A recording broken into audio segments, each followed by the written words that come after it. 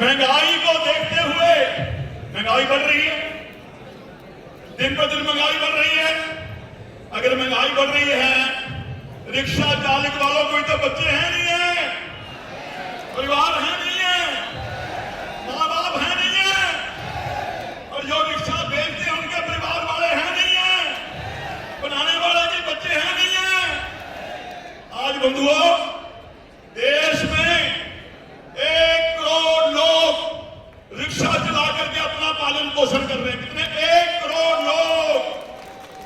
जो 1 करोड़ लोग रिक्शा चला रहे हैं, वो भारत सरकार के, देश के मजदूर और मजदूर। जल्द से जल्द अपना जलपान पूरा करके इस हॉल में, प्रांगण में पधारने का प्रयास करें, क्योंकि कुछ ही क्षण में हमारे जो जितने भी लीडर्स हैं और जितने भी हमारे प्रमुख हम सबको संबोधित करने के लिए यहाँ पे आ रहे हैं, दिल्ली सरकार के लोग आ रहे हैं, उनके लिए हम यहाँ पहुंचे हैं। आज वो हम सबको जो दिल्ली के अंदर 2026 में ईवी पॉलिसी बनेगी उसके बारे में अवगत कराएंगे। और जो हमारी लड़ाई है कि जो हमारा रजिस्ट्रेशन पिछले 5-6 महीनों से बंद कर रखा है, उसको खोलने के लिए हम सब मिलकर आज प्रयास करेंगे। प्रयास करोगे ना? प्रयास करोगे ना? जो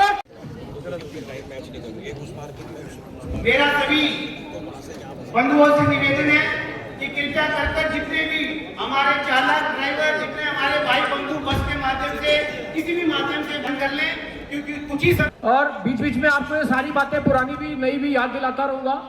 उस समय एक बात थी, उस समय सारी दिल्ली में ई रिक्शा शायद 30-40 हजार था, और उस रैली में लगभग 90% ई रिक्शा जो है वो वहां पर प्रेजेंट था।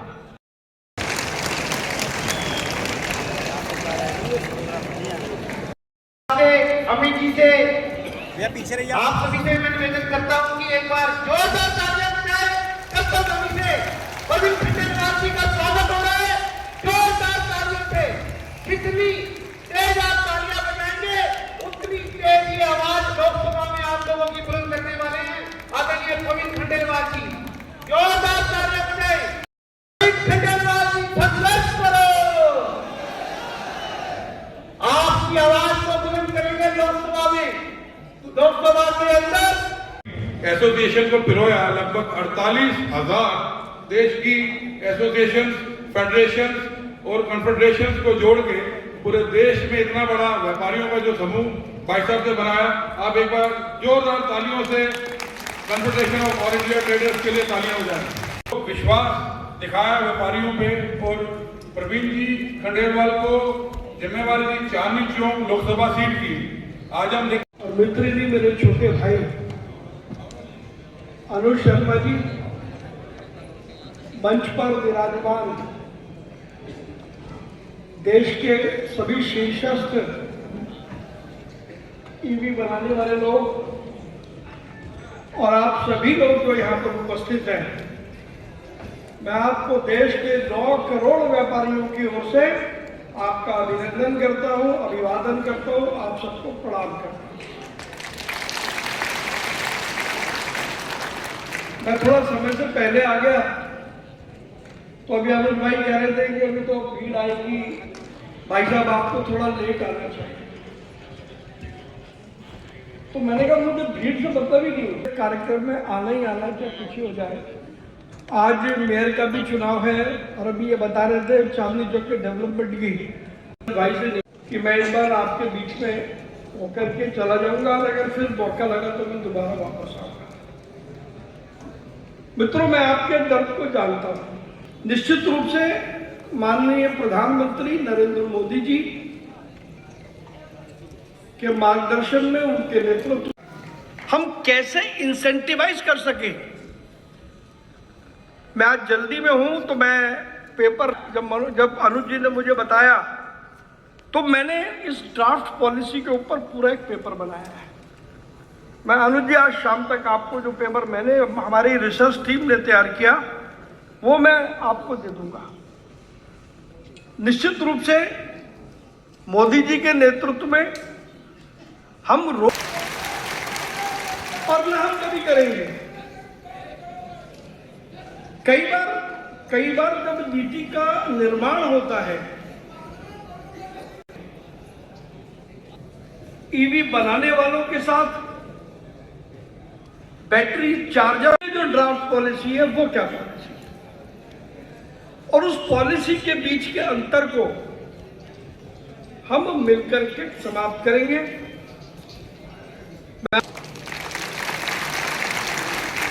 और आपके इस विषय को लेकर के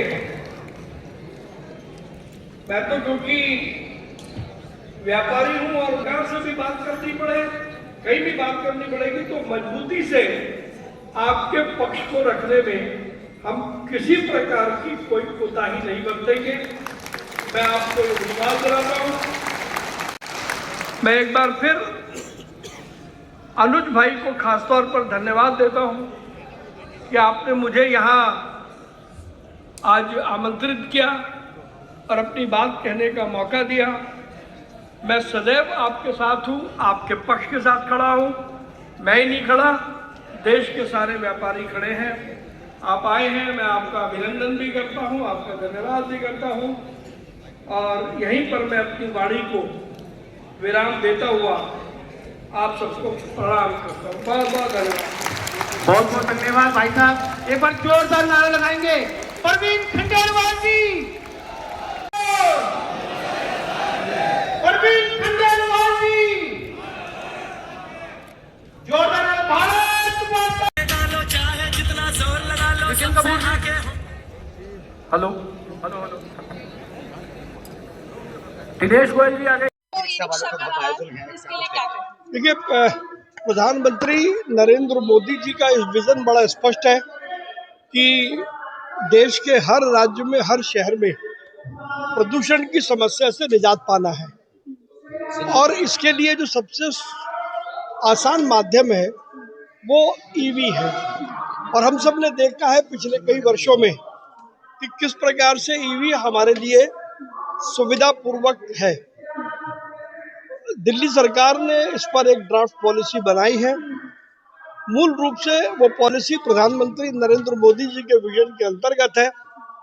कुछ एक दो चीज़ें हैं जिसको लेकर के बातचीत की आवश्यकता है, तो हम दिल्ली सरकार के साथ बातचीत करेंगे, और जो माननीय प्रधानमंत्री नरेंद्र मोदी जी का विजन है कि एक भी व्यक्ति को रोजगार से महरूम नहीं होने देंगे।